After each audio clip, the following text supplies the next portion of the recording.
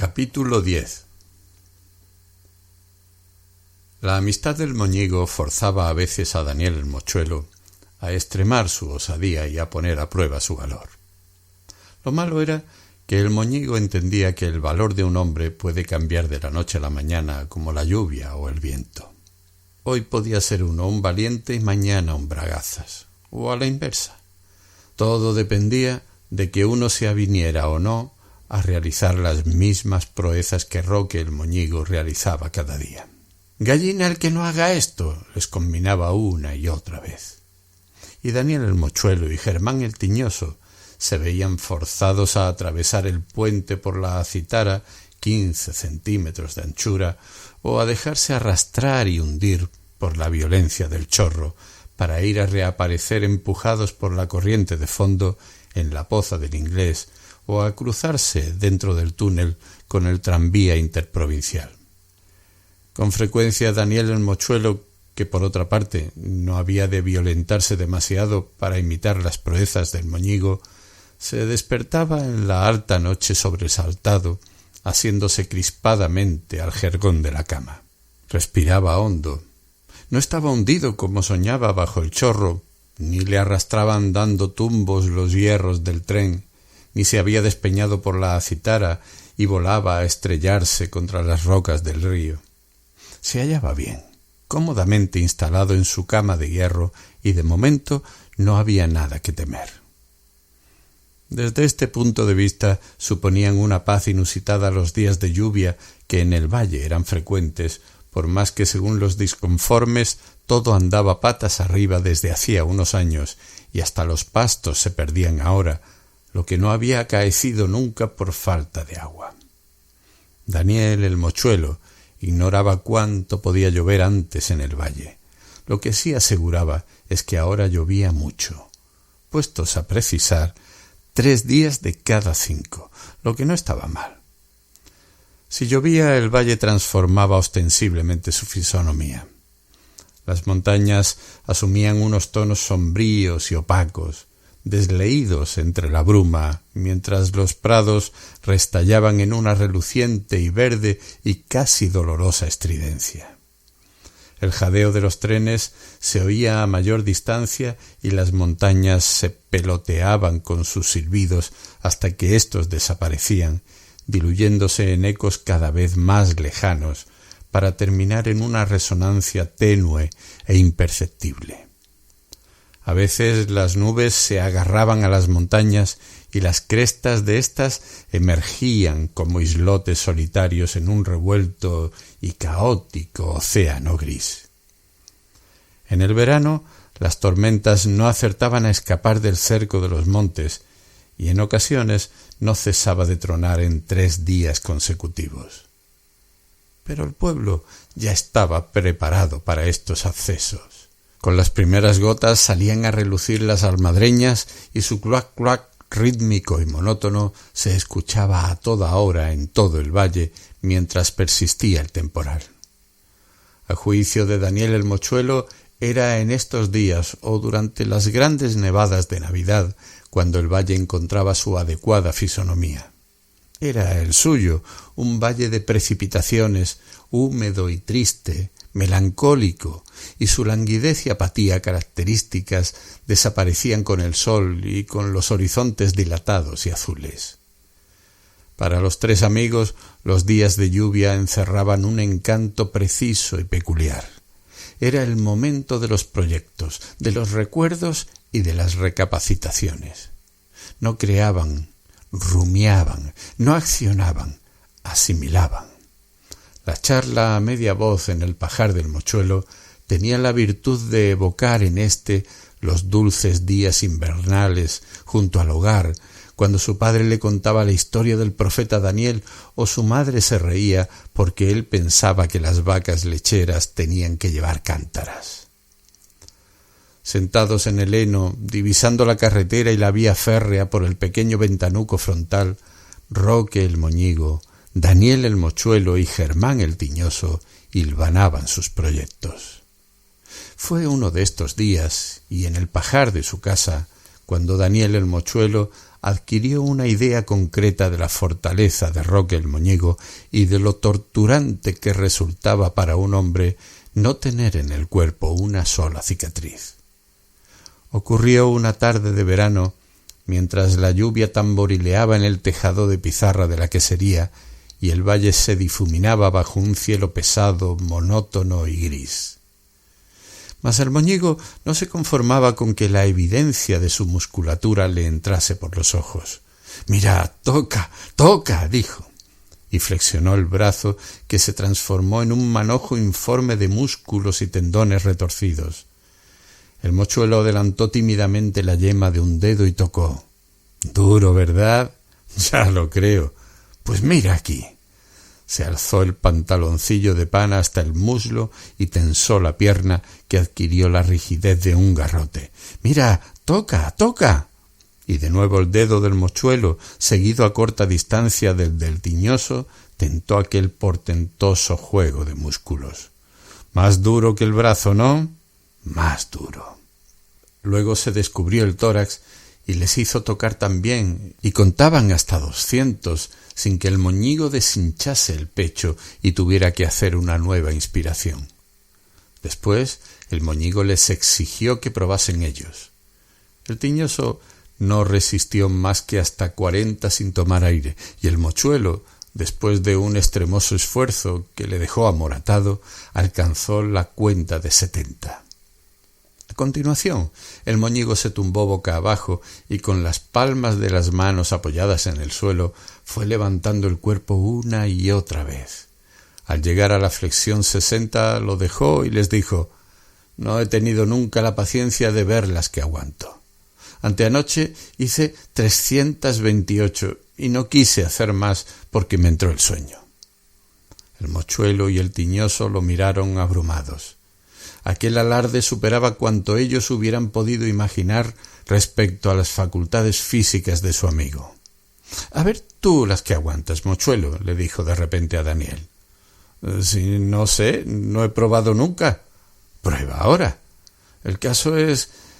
El mochuelo acabó tumbándose e intentando la primera flexión. Empero sus bracitos no estaban habituados al ejercicio y todo su cuerpo temblaba estremecido por el insólito esfuerzo muscular. Levantó primero el trasero y luego la espalda. «¡Una!», cantó con entusiasmo y de nuevo se desplomó pesadamente sobre el pavimento. El Moñigo dijo: «No, no es eso. Levantando el culo primero no tiene mérito. Así me hago yo 1.000.000». Daniel el mochuelo desistió de la prueba. El hecho de haber defraudado a su amigo después de aquel inmoderado esfuerzo le dejó muy abatido. Tras el frustrado intento de flexión del mochuelo, se hizo un silencio en el pajar. El Moñigo tornaba a retorcer el brazo y los músculos bailaban en él, flexibles y relevantes. Mirando su brazo, se le ocurrió al mochuelo decir: «Tú podrás a algunos hombres, ¿verdad, Moñigo?». Todavía Roque no había vapuleado al músico en la romería. El Moñigo sonrió con suficiencia. Después aclaró: «Claro que puedo a muchos hombres. Hay muchos hombres que no tienen más cosa dura en el cuerpo que los huesos y el pellejo». Al tiñoso se le redondeaban los ojos de admiración. El mochuelo se recostó plácidamente sobre el montón de heno, sintiendo a su lado la consoladora protección de Roque. Aquella amistad era una sólida garantía, por más que su madre, la Guindilla Mayor, y las Lepóridas se empeñasen en considerar la compañía de Roque el Moñigo como un mal necesario.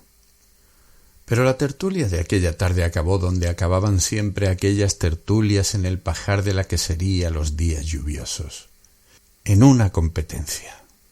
Roque se remangó el pantalón izquierdo y mostró un círculo de piel arrugada y débil. «Mirad qué forma tiene hoy la cicatriz. Parece una coneja».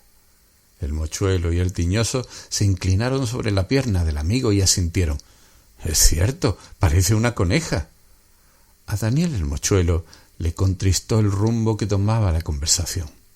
Sabía que aquellos prolegómenos degenerarían en una controversia sobre cicatrices, y lo que más abochornaba a Daniel el mochuelo a los 8 años era no tener en el cuerpo ni una sola cicatriz que poder parangonar con las de sus amigos. Él hubiera dado 10 años de vida por tener en la carne una buena cicatriz. La carencia de ella le hacía pensar que era menos hombre que sus compañeros que poseían varias cicatrices en el cuerpo. Esta sospecha le imbuía un nebuloso sentimiento de inferioridad que le desazonaba. En realidad no era suya la culpa de tener menos encarnadura que el moñigo y el tiñoso y de que las frecuentes heridas se le cerrasen sin dejar rastro, pero el mochuelo no lo entendía así y para él suponía una desgracia tener el cuerpo todo liso, sin una mala arruga. Un hombre sin cicatriz era a su ver como una niña buena y obediente. Él no quería una cicatriz de guerra ni ninguna gollería, se conformaba con una sola cicatriz de accidente o de lo que fuese, pero una cicatriz. La historia de la cicatriz de Roque el moñigo se la sabían de memoria. Había ocurrido 5 años atrás durante la guerra. Daniel el mochuelo apenas se acordaba de la guerra. Tan solo tenía una vaga idea de haber oído zumbar los aviones por encima de su cabeza y del estampido seco demoledor de las bombas al estallar en los prados. Cuando la aviación sobrevolaba el valle, el pueblo entero corría a refugiarse en el bosque. Las madres agarradas a sus hijos y los padres apaleando al ganado remiso hasta abrirle las carnes. En aquellos días la Sara huía a los bosques llevando de la mano a Roque el moñigo. Pero éste no sentía tampoco temor de los aviones ni de las bombas. Corría porque veía correr a todos y porque le divertía pasar el tiempo tontamente, todos reunidos en el bosque, acampados allí, con el ganado y los enseres, como una cuadrilla de gitanos. Roque el moñigo tenía entonces 6 años. Al principio las campanas de la iglesia avisaban del cese del peligro con 3 repiques graves y 2 agudos. Más tarde se llevaron las campanas para fundirlas y en el pueblo estuvieron sin campanas hasta que, concluida la guerra, regaló una nueva don Antonino el marqués. Hubo ese día una fiesta sonada en el valle como homenaje del pueblo al donante. Hablaron el señor cura y el alcalde, que entonces era Antonio el Buche. Al final, don Antonino el marqués dio las gracias a todos y le temblaba la voz al hacerlo. Total nada, que don José y el alcalde emplearon media hora cada uno para dar las gracias a don Antonino el marqués por la campana, y don Antonino el marqués habló durante otra media hora larga solo para devolver las gracias que acababan de darle. Resultó todo demasiado cordial, discreto y comedido. Pero la herida de Roque el moñigo era de una esquirla de metralla. Se la produjo una bomba al estallar en un prado cuando una mañana de verano huía precipitadamente al bosque con la Sara. Los más listos del pueblo decían que el percance se debió a una bomba perdida que fue lanzada por el avión para quitar peso. Mas Roque el moñigo recelaba que el peso que había tratado de quitar el avión era el suyo propio. De todas maneras, Roque el moñigo agradecía al aviador aquel medallón de carne retorcida que le había dejado en el muslo. Continuaban los 3 mirando la cicatriz que parecía por la forma una coneja. Roque el moñigo se inclinó de repente y la lamió con la punta de la lengua. Tras un rápido paladeo afirmó: «Sigue sabiendo salada». Dice Lucas el mutilado que es por el hierro. Las cicatrices de hierro saben siempre saladas. Su muñón también sabe salado y el de Quino el manco también. Luego con los años se quita ese sabor. Daniel el mochuelo y Germán el tiñoso le escuchaban escépticos. Roque el moñigo receló de su incredulidad. Acercó la pierna a ellos e invitó: «Probad, veréis cómo no os engaño». El mochuelo y el tiñoso cambiaron unas miradas vacilantes. Al fin, el mochuelo se inclinó y rozó la cicatriz con la punta de la lengua. «Sí, sabe salada», confirmó. El tiñoso lamió tras él y asintió con la cabeza. Después dijo: «Sí, Es cierto que sabe salada, pero no es por el hierro, es por el sudor. Probad mi oreja, veréis cómo también sabe salada. Daniel el mochuelo, interesado en el asunto, se aproximó al tiñoso y le lamió el lóbulo dividido de la oreja. —¿Es verdad? —dijo—. También la oreja del tiñoso sabe salada. —A ver —inquirió dubitativo el moñigo. Y deseoso de zanjar el pleito, chupó con avidez el lóbulo del tiñoso con la misma fruición que si mamase. Al terminar, su rostro expresó un profundo desencanto. —Es cierto que sabe salada también —dijo—. Eso es que te dañaste con la cerca de alambre y no con la púa de una zarzamora, como crees. —No —saltó el tiñoso airado—, me rasgué la oreja con la púa de una zarzamora, estoy bien seguro. —Eso crees tú. Germán el tiñoso no se daba por vencido. Agachó la cabeza a la altura de la boca de sus compañeros. —¿Y mis calvas entonces? —dijo con terca insistencia—. También saben saladas, y mis calvas no me las hice con ningún hierro, me las pegó un pájaro. El moñigo y el mochuelo se miraron atónitos, pero uno tras otro se inclinaron sobre la morena cabeza de Germán el tiñoso y lamieron una calva cada uno. Daniel el mochuelo reconoció enseguida. —Sí, saben saladas. Roque el moñigo no dio su brazo a torcer. —Pero eso no es una cicatriz. Las calvas no son cicatrices. Ahí no tuviste herida nunca. Nada tiene que ver que sepan saladas. Y el ventanuco iba oscureciéndose, y el valle se tornaba macilento y triste, y ellos seguían discutiendo sin advertir que se hacía de noche y que sobre el tejado de pizarra repiqueteaba aún la lluvia, y que el tranvía interprovincial subía ya afanosamente vía arriba, soltando de vez en cuando blancos y espumosos borbotones de humo. Y Daniel el mochuelo se compungía pensando que él necesitaba una cicatriz y no la tenía, y si la tuviera quizá podría dilucidar la cuestión sobre si las cicatrices habían saladas por causa del sudor, como afirmaba el tiñoso, o por causa del hierro, como decían el moñigo y Lucas el mutilado.